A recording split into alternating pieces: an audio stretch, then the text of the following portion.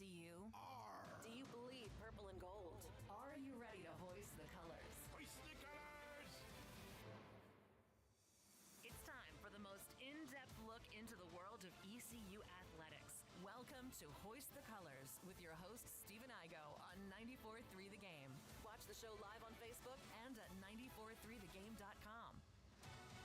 Here's Stephen Igo. Welcome in. It's a new week on a Monday. Hoist the Colors. Busy week ahead for ECU athletics. Exams going on, graduation as well, and the Pirates are hosting the softball conference tournament this week, so a lot going on around campus.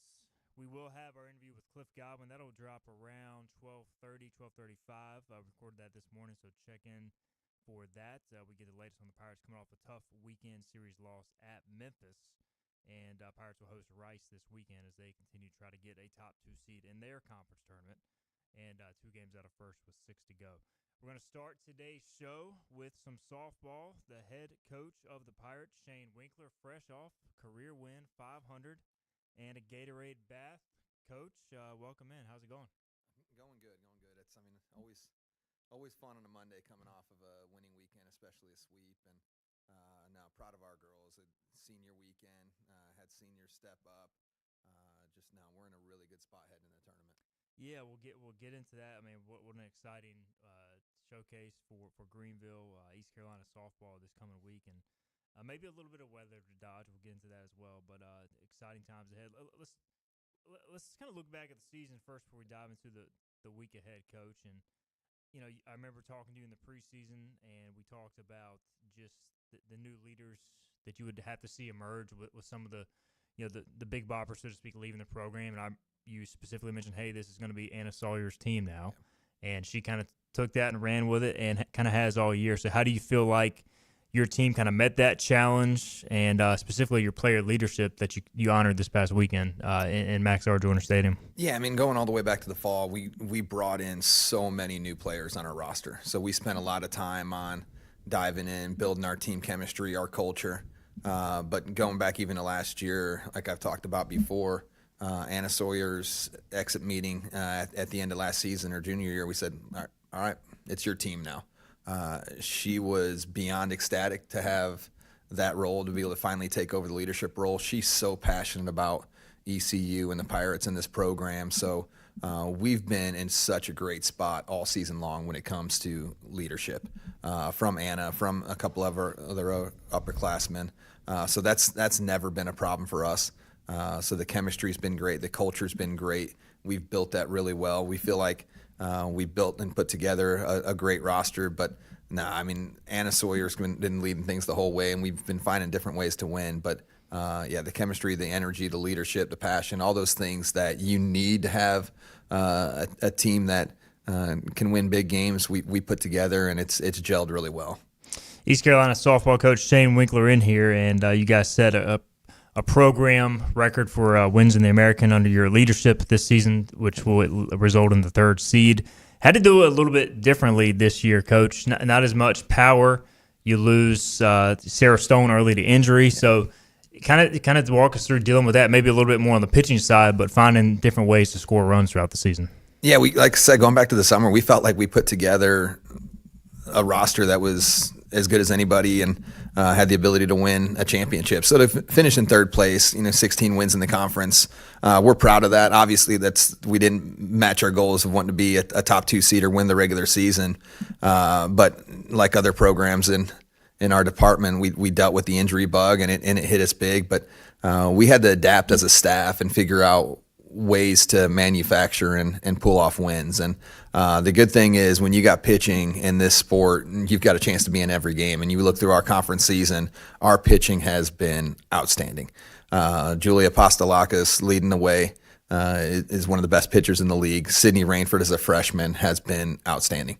Obviously early in the season, her getting a complete game win against Duke, her getting 2 shutout wins back-to-back days against Wichita. So, we relied heavily on those 2, Taylor Apple as a reliever. So last year when it was all let's sit back and wait for the 3-run home run, this year it's let's get great pitching and defense and I never thought that I would rely on sacrifice bunts in our program. That's never been a staple for me. But when we have less and less extra base hits and the ball's not leaving the park as much as we thought it would, especially when you lose a Sarah Stone, our team bought into finding whatever way we could to score one more run than the others. And we told our team early on in conference play, like, get rid of the stats. Like, I'm a stat guy. I'm a baseball guy. Like, I grew up looking at baseball cards. Like, I memorize stats. We're like, forget the stats. We find a way to win. Everybody went 3 for 3, and the girls really bought into that. You see that from Anna Sawyer this past weekend. Struggled Friday.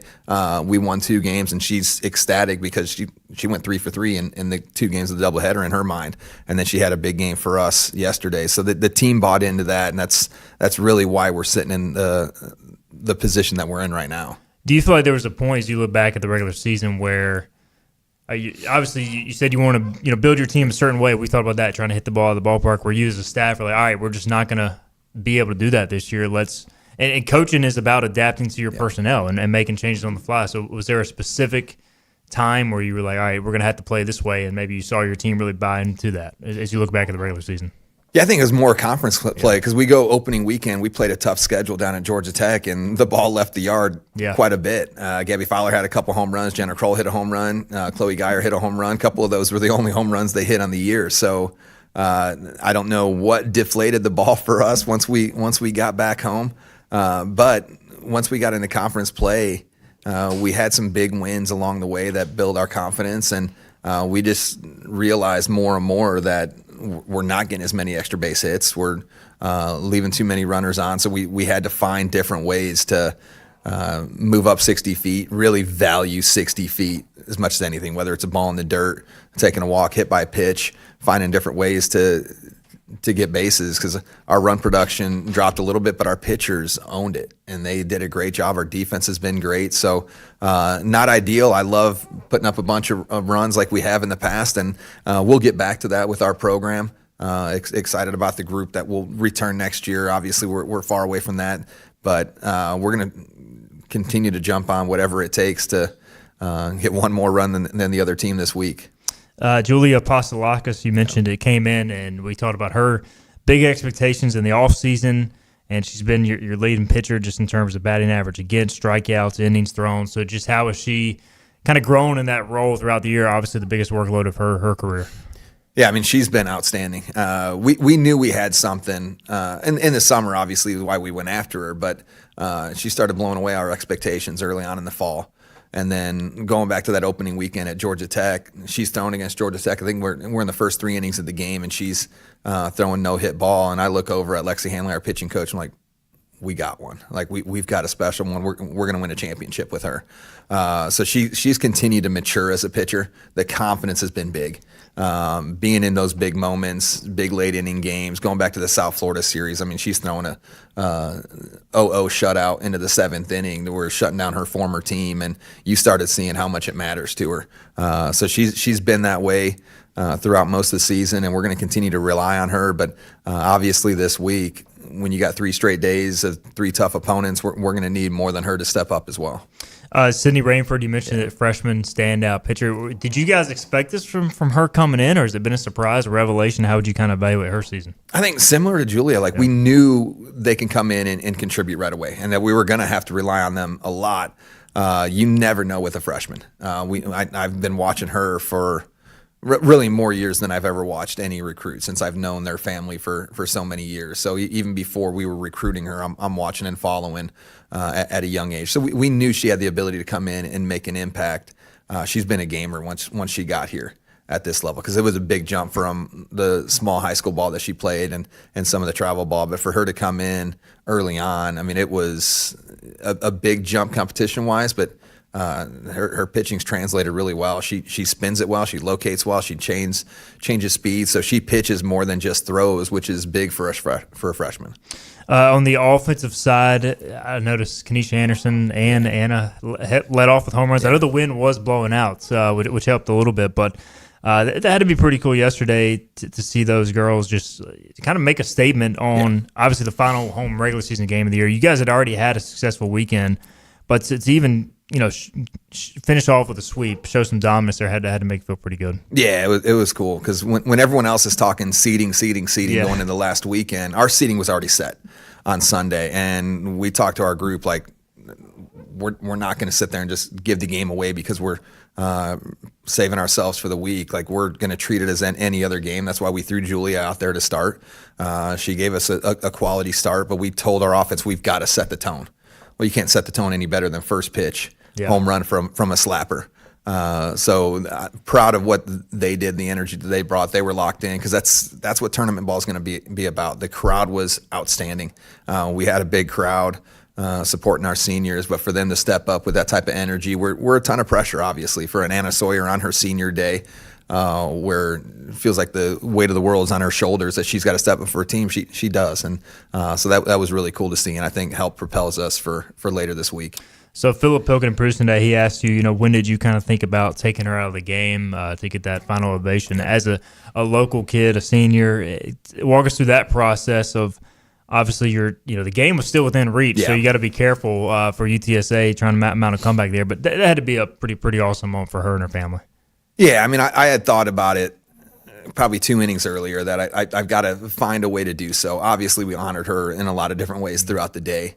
So once we got to 2 outs, I had to let a couple pitches go by, and I was battling. I'm like, I need to, but I still wanted to respect the game. That obviously I didn't want to slam it in UTSA's face. Hey, this is over. I'm going to start pulling kids out of the lineup. But we got to a position where it seemed like we were the 99.999% expected. Yeah.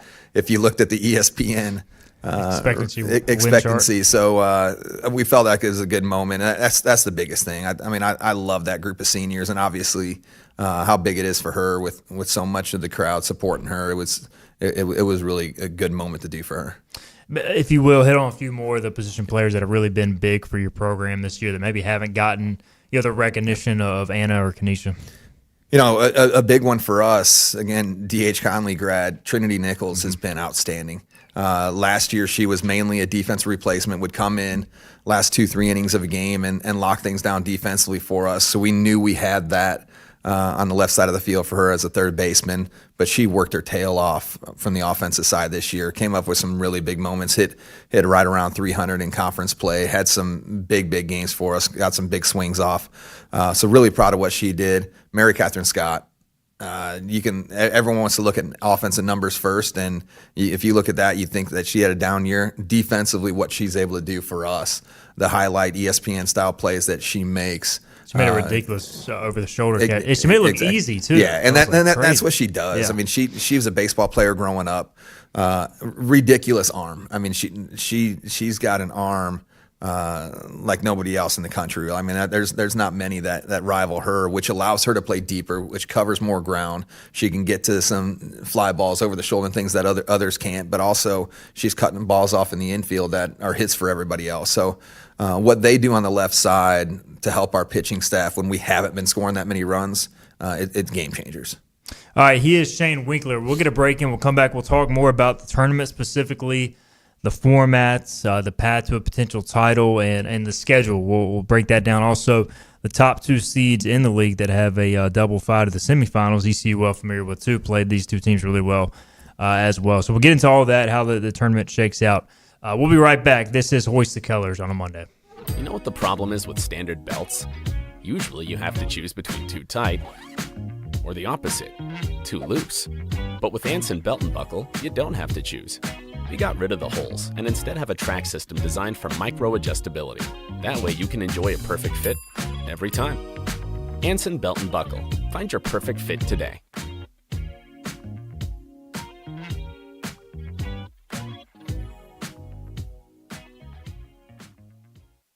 Healthwise Pharmacy rounds the bases with all of your infusion, retail, compounding, and medical equipment needs. Locally owned and operated by pharmacist Marcy Parker, Healthwise has grown to be your most trusted provider for infusion services. Currently providing in-home or on-site infusions in North Carolina, South Carolina, and Virginia. Visit Healthwise Pharmacy at 615B South Memorial Drive or call 252-295-0059 to speak to a patient service representative to find the option that best suits your needs. The best burgers around. Everyone loves a thick, juicy, and fresh burger. Tiebreakers does real burgers better than anybody. And don't forget about the cheese sticks, fresh salads, and more. So don't just go to any burger-themed restaurant chain. It's time to break the chain and eat local. Tiebreakers, burgers and sports at its best. Go Pirates! Arrgh! In this age of globalization, we've learned that bigger isn't always better. Ever tried to get phone help from a big corporation from a real person? Right. That's what's so nice about Phelps Chevrolet. After more than 50 years serving our community, Phelps remains family-owned and operated. Mike, Daryl, Wave, West, Alan, and Clay deliver hometown service and integrity, same as always. They share your experience, they share your values, and they are ready to help with any motoring need. Come get you one. Daughtridge Gas and Oil has been your dependable propane supplier for 95 years. Their trained technicians can service and properly install all your propane and natural gas appliances. Plus, Daughtridge Gas and Oil is your backyard expert with fire pits, grills, smokers, and more, including quality outdoor furniture at their Greenville Patio and Hearth Shop at 1901 Charles Boulevard. Go by and see the knowledgeable staff at Daughtridge Gas and Oil for propane delivery or call 756-1345. You have a choice when you invest in insurance, and when you choose First State Insurance Advisors, you're working with people you can trust. Clark Stallings has deep ties in the community. His team, including Keaton Smith, Regina Asby, Phil Leyva, Max Joyner Jr., Max Joyner III, and Ginger Smith, provides knowledgeable and professional advice. First State Insurance Advisors is an independent insurance agency. They offer all types of personal insurance as well as various types for business. Call or email First State Insurance Advisors today. The Pirates play here. Time to play the game! This is Hoist the Colors with Stephen Igo on 94.3 The Game. All right, welcome back in, Hoist the Colors. Second segment with Shane Winkler, ECU softball coach. Again, we'll have our interview with Cliff Godwin around 12:35 or so. So if you're wanting to see that, we'll also have an archive later as well. We got Shane Winkler in here off career win 500 yesterday at ECU. With the win over UTSA. So big win for the Pirates as they are the third seed. So, all right, let's get into this bracket, Coach. Single elimination format. Well, first off, do you like the single elimination? Do you wish it to be double elimination? I guess we can start with that conversation. No, I like it for a conference like ours because we're a multi-bid league. And the reason they went to that, and a lot of the bigger softball conferences do, is you don't want to beat up teams that are going to be on the bubble with two losses. Because whoever's usually second or third in our conference is right there on the bubble. They get two losses, they may be out. So it helps in the fact that it gives us the best chance to get multiple teams in. Makes sense for sure, and I do like that it does. Now baseball kind of mirrors this format to a degree, Coach, but it rewards the body of work, regular season. Absolutely. You should be rewarded for that, given how many games you guys play. This year, you guys are the third seed, a sole possession of third place. That gives you a bye to the quarterfinals. So. Wednesday, the tournament will start. The 8-9 game and the 7-10 game, they'll play early in the day, and then the winners of those will play the 5 and 6 seeds. You guys are scheduled to play Thursday.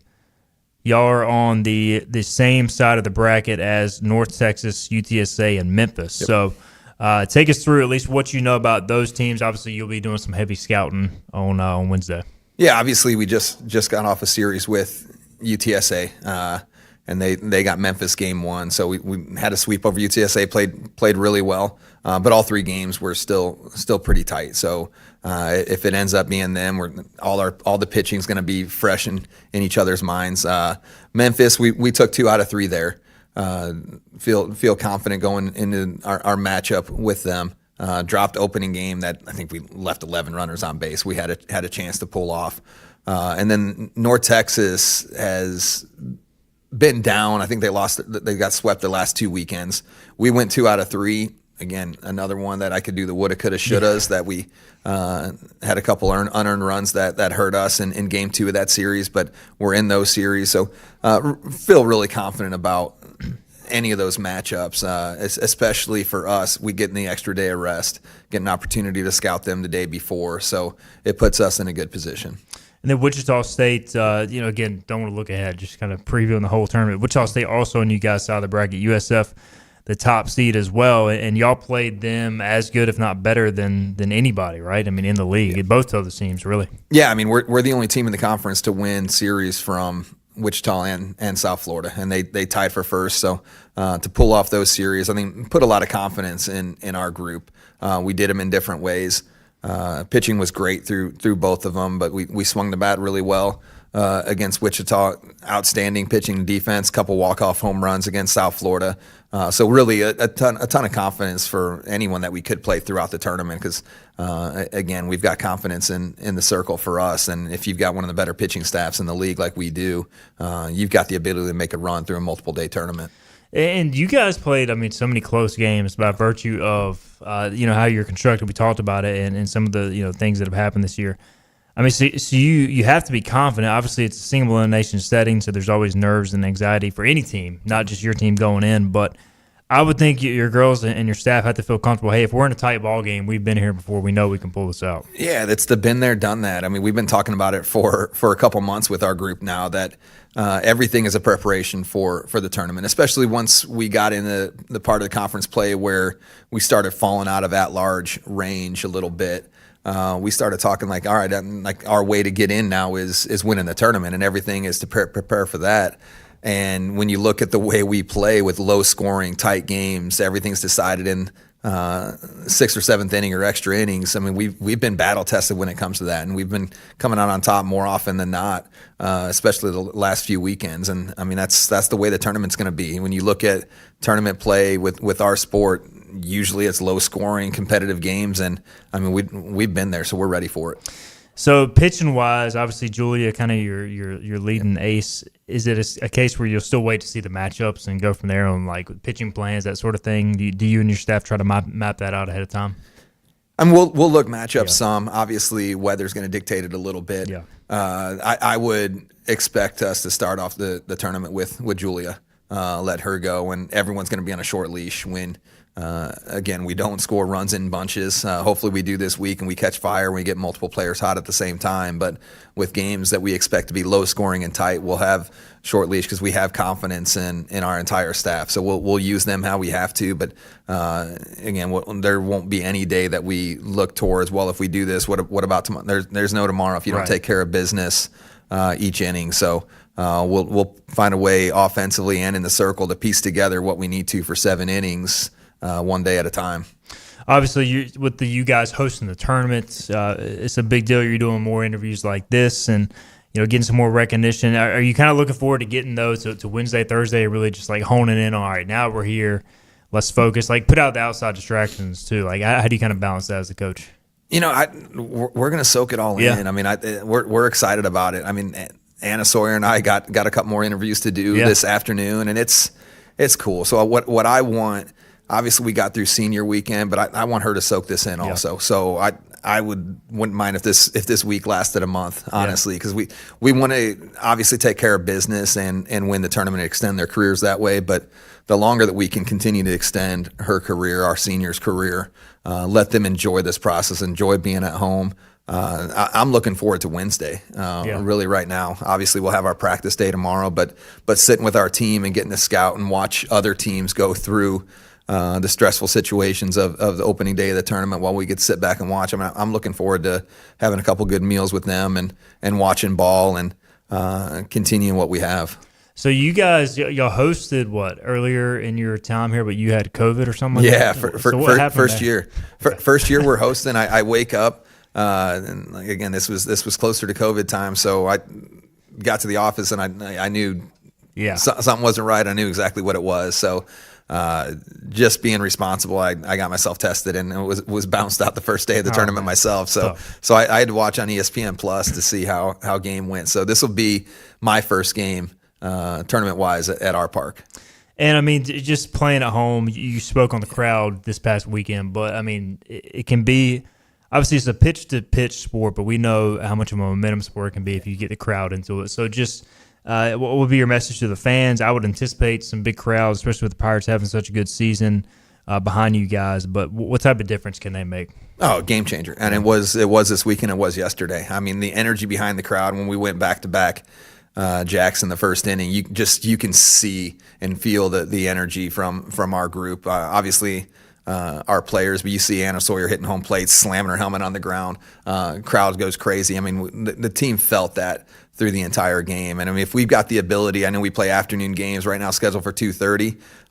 If fans are able to get out to the max for our games, I mean, it's going to be huge. It's going to help propel us in game one and throughout the entire week. But it's going to be a fun environment. Conference tournaments always are. So the more that we can pack the max for each game, it gives us that advantage to make a run. It'll be a noon start for FAU, and whoever wins on that side of the bracket. Then ECU scheduled to play 2:30 on Thursday. Now, there is some weather in the forecast for Thursday, so first off, we hope that does not impact things, Coach. But if it does, you could potentially be looking at some sort of scheduled alter here. I guess we'll monitor it throughout the week, but could have impact things. So pay attention to that maybe. Yeah, absolutely. I mean, if there's weather, it's going to push things back a little bit. But I mean, you've got to get all games in, so we'll figure out a way, even if it's later at night, to do so. We play well under the lights at our place. It's exciting with the ability to take care of business under the lights. I mean, in the tournament setting, nighttime, big crowd, you can't beat it. So last year we saw you get ejected against, was it Charlotte? Are we going to have another Shane Winkler tournament ejection? Hopefully not. Let's hope not. Obviously, everything's going to be tight and energetic, and everything with the way we play. It's one play here or there is going to determine the outcome. But I'll try to keep my cool and stay in there as long as everyone else is. But yeah, I mean, we'll try to forget about last year. The good thing is our team took care of business, fired them up. They closed out a game against Charlotte, moved us to the semifinals last year. So if that's what it takes to get us another win, then we'll do what we have to. I did want to ask you. I meant to ask this segment once. I was watching the game yesterday, and the girl, she had the go-ahead hit, but she had stepped out of the box. And credit to Courtney Layton, she was calling it before she was even called out on a few pitches earlier on the broadcast. So how often does that happen? And were you guys as a staff, were y'all made aware of that too, or was that just an umpire decision? Yeah, I mean, the umpire makes the call, but we were telling the umpire the at-bat before, because we can still see how close she is to home plate from our dugout. We're telling them before, like she's out of the box the at-bat before. So I know their coach tried to say it was the first time she did all year, but we had her from our perspective and going back and watching video 3 or 4 times on the weekend. So yeah, that was a big moment. We've got a slapper of ours that unfortunately once in a while has been called out of the box. Kanisha Anderson does a phenomenal job and slaps in a different style where she doesn't. But yeah, it still happens in our sport. There's less slappers in the game than there used to be because the power game's so big now. But we play a little smaller ball, and for the most part, we do a good job with it. All right, keys for the tournament for you and your team. I mean, we've hit on several, but just kind of reinforce it here as we get you out of here, Coach. Just what do you want to see your team execute going into this tournament? Yeah, for us, it's keep doing what we've been doing for the past 3 or 4 weekends. I mean, we've been playing tournament-style softball for a while now, and it's been team ball. So we starts in the circle with our pitching. We've been playing great defense, and then it comes down to timely hitting. I know it seems simple, but that's what close games come down to. That's what tournament games come down to. And then we're going to need a couple heroes from the offensive side to come up in big moments for us. So we need a player, whether it's an Anna Sawyer, Gabby Fowler, some that have had those moments early in the year, to come off of an 0 for 3 and be looking forward to that fourth at bat, because it's tough to string together 3 for 3s, 4 for 4s in tournament time. So we're going to need someone that's had a struggle step up in the 7th inning and have that big one. So yeah, pitching, solid defense, and get those big hits. He is Shane Winkler. By the way, attendance is free, correct? Absolutely. So no reason not to go out there and support these young ladies, coaching staff. Been a great season for Coach Winkler, his staff. And again, congrats on 500 for your coaching career, man. Thank you. Appreciate it. So hopefully we get to 503. And that's the goal. That's 501, and then let's keep rolling. Yep, there you go. And Shane Winkler with us, man. We appreciate the time. We'll be out there this week covering you guys. Looking forward to it. And best of luck once again. Awesome. Appreciate it. Absolutely. That's Shane Winkler. We'll get a break in. Again, Pirates scheduled to play Thursday, 2:30. We'll keep an eye on the time, the weather. Action at the tournament itself starts Wednesday, bright and early, 10 a.m., Tulsa, UAB. throwing out the first pitch on Wednesday. So we'll follow the action for you, Hoist the Colors, all week long. We'll get a break in. We'll come back. We'll talk some baseball. Cliff Godwin, we did that interview this morning. We'll have that for you on the other side. This is about you, your family, and the health of all who live in Eastern North Carolina. This is about the transformation of a health system into something more powerful and more human. About creating new ways to treat disease and keep you well. This is about ECU Health, which is to say, it's really all about you. ECU Health. Minds, hearts, purpose. You have a choice when you invest in insurance, and when you choose First State Insurance Advisors, you're working with people you can trust. Clark Stallings has deep ties in the community. His team, including Keaton Smith, Regina Asby, Phil Leyva, Max Joyner Jr., Max Joyner III, and Ginger Smith, provides knowledgeable and professional advice. First State Insurance Advisors is an independent insurance agency. They offer all types of personal insurance as well as various types for business. Call or email First State Insurance Advisors today. We want to be your trusted choice agency. Acre Station Meat Farm, along with Lane Angus Beef, bring you Farm to Fork Beef. Stock your freezers now with affordable beef boxes, just in time for the grilling season. Farm to Fork Beef brings quality local beef to your family. From your traditional butcher shop, Acre Station Meat Farm. Come on down to Acre Station Meat Farm and find out why we're #1 in fresh cuts and friendly service. Acre Station Meat Farm, Highway 32 North, Pinetown. In Eastern North Carolina, people appreciate things that are straightforward, honest, and dependable. For decades, our team has focused on cutting through insurance complexity for the communities we serve. And now, we're bringing that same mindset to our name. We're Flatlands Insurance Group, a simpler name that reflects the same local team, the same values, and the same commitment to the great communities we feel blessed to be a part of. Flatlands Insurance Group, your whole world is covered.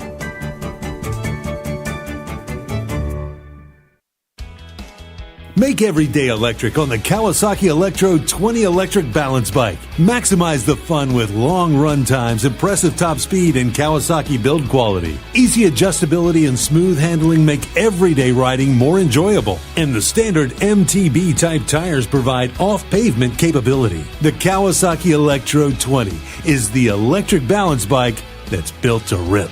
Go to Ron Ayers Motorsports, Memorial Drive north of the airport, Greenville. Inner Banks Media presents the return of Concert on the Common. This year, we're live from the tailgate lot at Dowdy-Ficklin Stadium. Coming up May 21st, Trial by Fire, a tribute to Journey.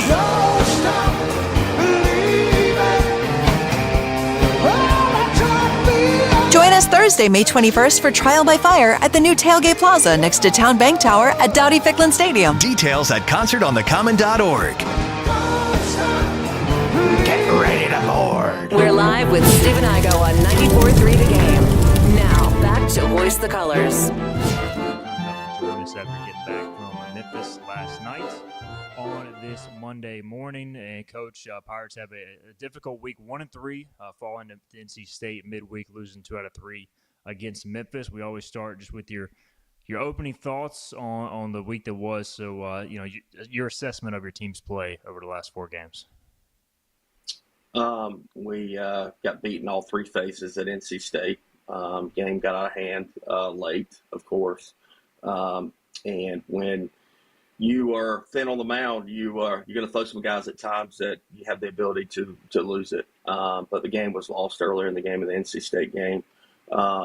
We played really well on Friday night at Memphis. Ryan Towers was awesome. I said this multiple times. I thought he got stronger as the game went on. And we put up 6 in the first and played really good defense and, just were rolling.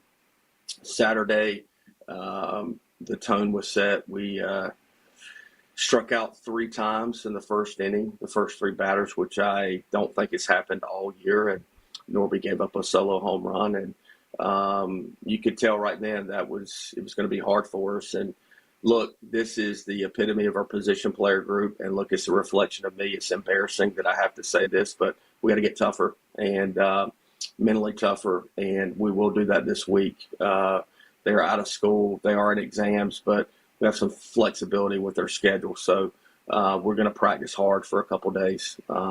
and we're going to get the mentality of our position player group back right. Yesterday, the game was lost in the third inning when, we get first and second and no outs. And I called timeout, went down there, told Seawall, hey, man, get your swing off right here and hit a ball in the gap. And he fouled a pitch off, and then we went sack drag. And, Colby has executed that play for 3 years of his career, and he pops it up. And we're still in the inning because then Sabater walks, but then we go back-to-back punch-outs offensively. And, we don't strike out a lot, but Saturday and Sunday we did. And that's epitome of what we do when we're not mentally focused and we're not having competitive at-bats. And we have to be better at that, and we will get better at that. So we are where we are like everybody else is. We're second in the conference. We're 40th in RPI. We did not do ourselves any help this past week, but it was 1 week, not 1 month. And we have Rice coming to town, senior weekend, so we'll get ready for that. Coach, you mentioned the early scenarios, even going back to the NC State game where you guys, I think it was back-to-back strikeouts with their guys in a bases-loaded situation. And, you kind of mentioned at times when y'all face early adversity in some of these games, it's almost like, I don't know if the guys hang their heads or what. Did you sense that again, this weekend? Is that part of that toughness you're talking about? Like if they don't have that early success, it kind of manifests? I go, it's been the biggest challenge with this group. And it's not the same person normally at any point in time during the day. It's normally one guy this day, one guy, and it just is a distraction. So we've got to get back into the team offense, team mentality, stop being selfish, which that's all we've done as a universe and as just the way college athletics is promote the individual, so last time I checked, it takes 9 guys to win a baseball game. So you need 9 guys working in synergy. And look, we are paying some of our guys money, but at the end of the day, we're never going to be paying money at the level that you can have 9 individuals out there that are Major League Baseball players, and you can just go out there and roll the balls out and win games, which I would tell you there's a team in the SEC that is having a bad year that has a lot of money on the field, so it ain't all about money. I can tell you that. You have to have guys that are competitive, and we got to do a better job with recruiting mindset. If you don't have a Gavin Williams talent or a Carson Wisenhunt talent or Connor Norby talent, then it's got to be elite mentality. And that's the thing that Jack Herron and Davin Whitaker have. They have elite mentalities. Yeah, they got talent, but they've had to work their tails off to allow their talent to be good enough for this level. Coach, for those who do not watch y'all take BP or practice, y'all work the small ball game, the bunts, the moving guys 90 feet, more than anybody. So, I mean, just how frustrating is it when you guys don't execute, specifically in those sack situations where, you are trying to give up an out. Parham did get the bunt down, and that led to an error at one point. Just those little things adding up over the course of a week. Do you drill it even more now coming off a weekend like that? Yeah, you definitely got to look. It's our job as coaches to coach them better too. They got to do a better job mentality wise, but we got to coach them better. And we'll have a staff meeting today, and that's going to be the message. But everybody talks about these, but Coastal does the same thing, so it works. And for the naysayers out there, it's fine. And I know the past 2 regular seasons. People are just going to point their fingers, be critical, and that's fine. That is fine because you're not in the arena. We are. We're working our tails off. And at the end of the day, we're coaching them the right way. So we'll be a little bit better coaching them. They will be a little bit better executing, and we'll play our best baseball in May and June. And that's what the goal is. And obviously, I wanted to ask about the Braden situation on, I think in the 8th inning on Saturday. Was that a situation he's trying to bunt for a hit? Did you make that call? Just kind of walk us through that scenario. Yeah, Braden did that on his own. And Braden and I talked yesterday, and I'm not against that situation. And you guys got to be able to watch the game. So the third baseman was in left field. We're down to it's their closer. But in that situation, man, you got to make sure it's a perfect bunt or it's foul. It can't be a backspin that the catcher can pick up because then we don't give ourselves a chance. So he made the call on his own. He didn't execute it at the level that we need to execute it, and he understands if we're going to do that, then we got to make sure we execute it. Cliff Godwin with us on this Monday Business Weekly, as always. Appreciate his time. Coach, on the road has been a struggle, and a lot of times in these series, you guys win the first game, and then maybe the other team responds and ends up winning the series. But I think it's been 0-6 in the last weekend road series. Is that part of the toughness factor too for your club? How do you address that as a coach at this point? I think every game is different, and especially the way our pitching is set up right now. Yeah, some of it's definitely toughness. We've already talked about that at nauseum. So, but there's also different factors. I mean, look, in a perfect world, we're not having to start Joe Webb yesterday. So, Joe has been a Swiss Army knife for us, and he has done an unbelievable job. Obviously, he's taking on as much of a workload as you could ever ask any pitcher to do that. So, we're still keeping our fingers crossed that we're going to get Kobe Weber back for the conference tournament. And Tolik, hopefully, is going to feel better.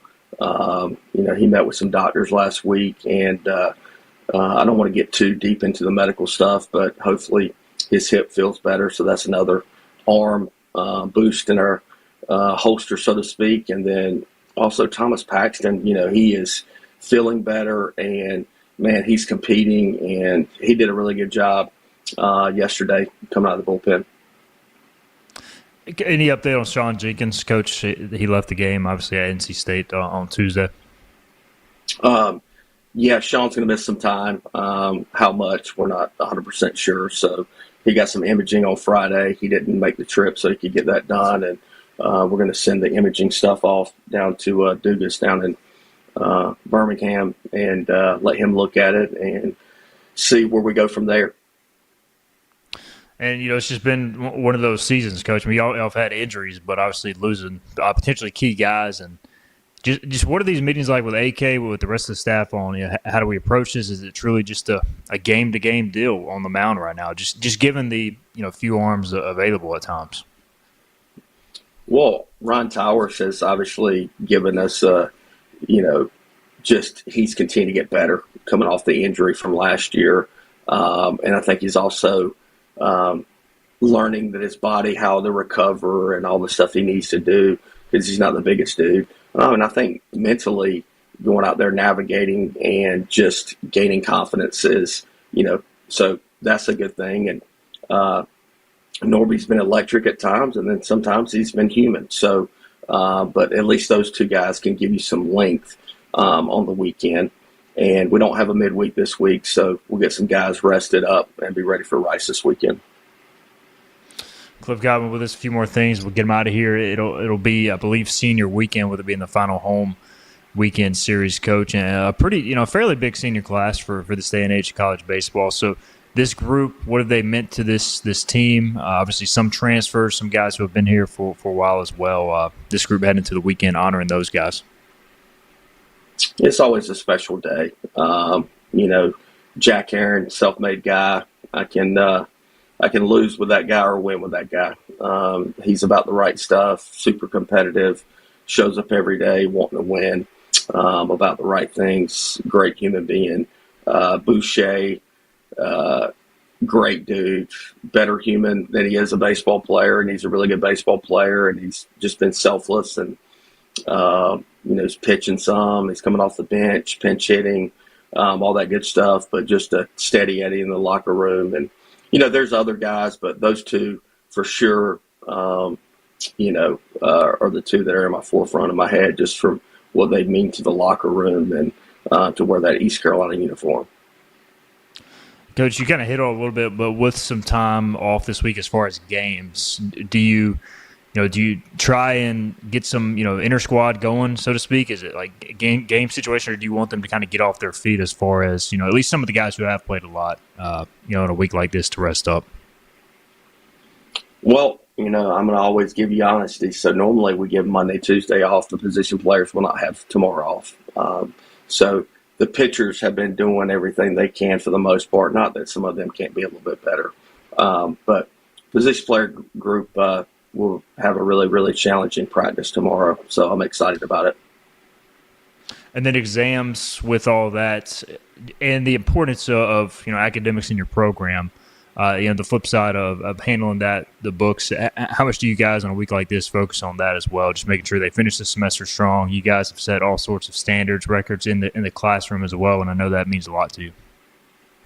That's the one thing that we don't have to worry about a whole lot because the group does a really good job. And Fallon Morello, our academic advisor, she traveled with us this weekend. So, some of our guys had to take some online exams probably Thursday and Friday, but she handles all that and she is on top of them and they do a really good job. So academically, we're an elite organization.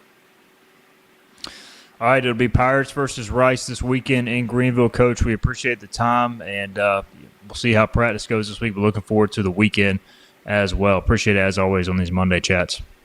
Yeah, practice is going to go great, Igo, so it'll be going great. So, We'll see you guys this weekend. Right. Appreciate it, Coach. Thanks so much. All right, that is Cliff Godwin. We'll be right back on Hoist the Colors after this. Get ready to bring on the savings at Greenville Toyota with major deals on brand new Toyotas like a Camry, $229 a month, or RAV4, $279 a month. Now's your turn to save at Greenville Toyota. In Eastern North Carolina, hard work matters, and it always has. At Flatlands Insurance Group, we've been showing up for our neighbors since 1963, helping families and business owners navigate change, weather tough seasons, and keep moving forward. Decades later, our purpose hasn't changed: to help protect what you've poured your time and energy to, from your home to your health to whatever comes next. Flatlands Insurance Group, your whole world covered. Your confidence makes everything look good. You see the world in vivid color, not black and white. Swing through your neighborhood Fantastic Sam's Cut in Color and let our experienced stylists take you from everyday to extraordinary. Fantastic Sam's hair salons are locally owned and operated. Our full-service salons are conveniently located in Goldsboro, Kinston, Greenville, New Bern, Jacksonville, and Calabash. Stop in today at Fantastic Sam's, where the possibilities are endless. At National Finance, we're all about hometown support, just like ECU football. National Finance helps us win on and off the field. They've got your back when you need it most. Fast, easy personal loans for life's big plays. And just like us, they're committed to Eastern North Carolina. National Finance, proud supporters of ECU athletics. Visit nfcmoney.com for loans as fast as today.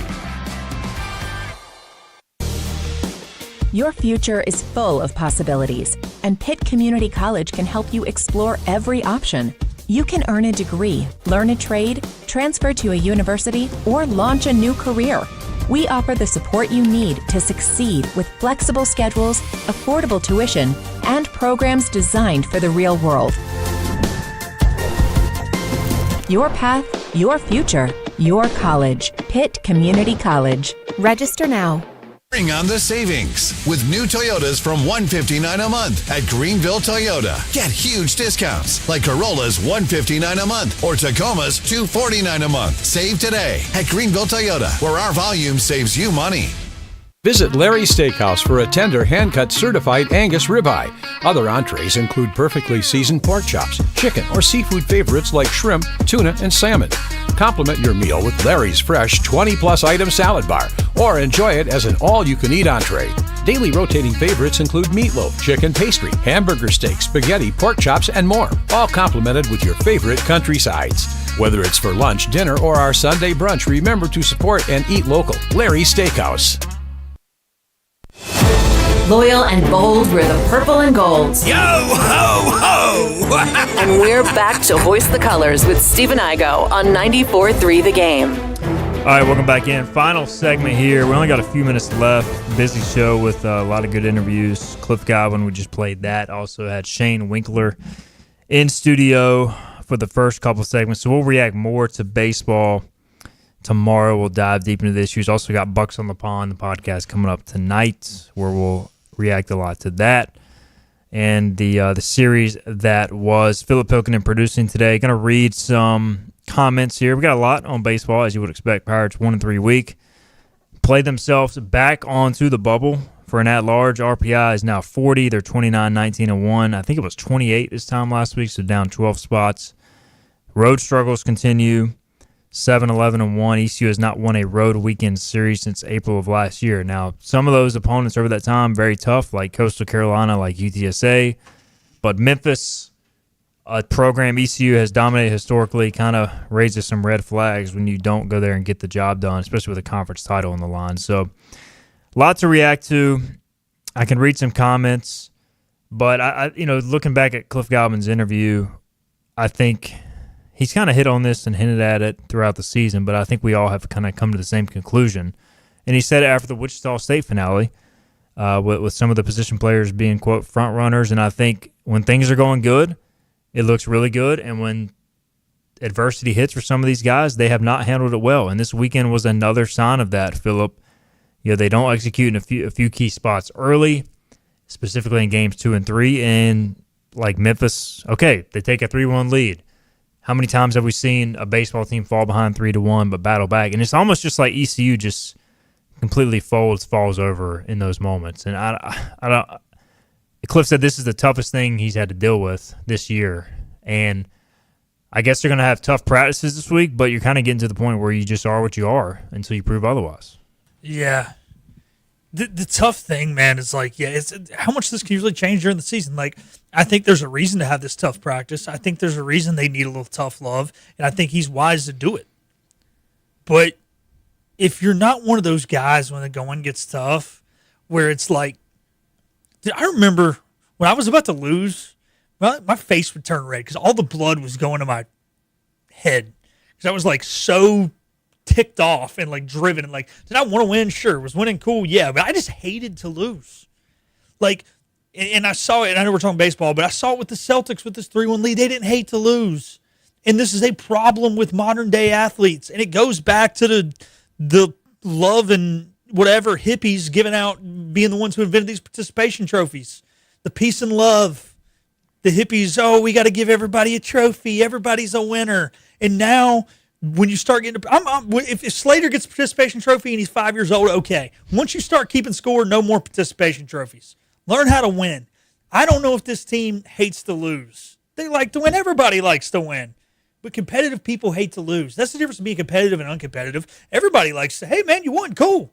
But it's hating to lose. It's getting ticked off. It's doing everything you can short of cheating to make sure you don't lose. And I think when the going gets tough, this team's like, this is what it is. Guess we don't get to win today. You have to hate to lose more than you like to win. And 100%. This team is not – they haven't given me that vibe all year. Now, I'm not going to say every player on the roster because there are some that I do. Oh, yeah, there are some. He mentioned a couple by name that I think are definitely like David and Jack. I think they legit care. You can feel the tension when they don't deliver in a big moment or when they get out. I think Braden Burris, I know he's a little quieter. I think he falls into that moment or into that realm as well. But I don't know, man. It's been a weird year. And you throw all the injuries on top of that. It sounds like Sean Jenkins, who knows if he'll be back. They're sending the imaging off.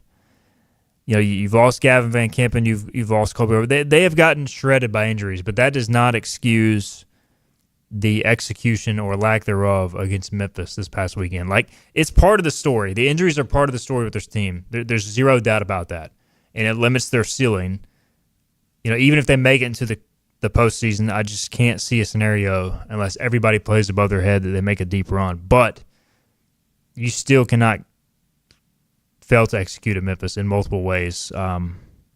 And that's what's most disappointing. I think that's what has people ticked off. And that's what Cliff Godwin clearly ticked off as well. So I don't know, man. It's just been a frustrating season, yet we're still here, and the Pirates are still on the bubble. And if they win 5 of their final 7, they're probably pretty safely in the tournament. Now the question is, do we trust them to do that? Because they can't win on the road. Now that's a story. They haven't won a road series in over a year.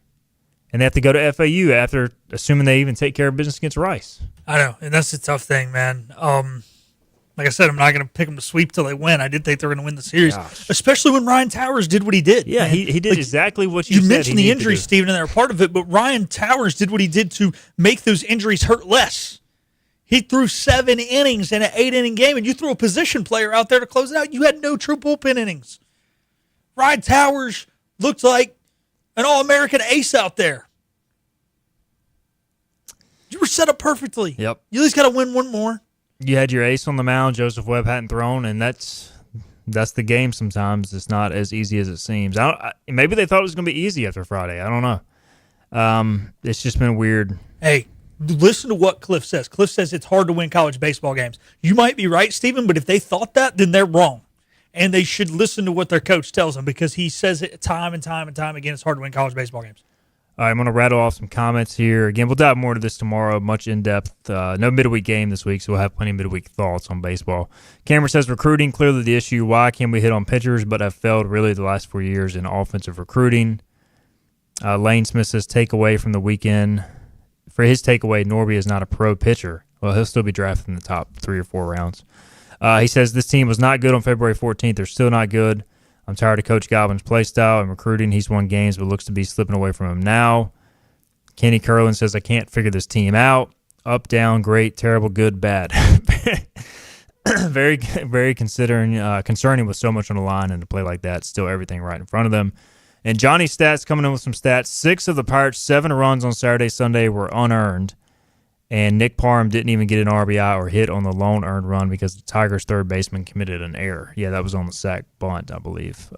He also says Pirate batters have struck out more than they have drawn walks in each of their last 9 losses by a total of 74-32. Cliff hit on that as well. This is a team that has not swung and missed all season, but that has been happening more lately than expected. So, all right. Again, Bucks on the Pond tonight. We'll dive deep into it with Jonathan Wagner, Scott Lorbatcher. Also dive more into it with Phillip tomorrow and Wednesday as we look at the at-large picture and a whole lot more. Again, appreciate Shane Winkler and Cliff Godwin for their time on the program. We'll be back Tuesday, 12 noon. We'll see you then on Hoist the Colors.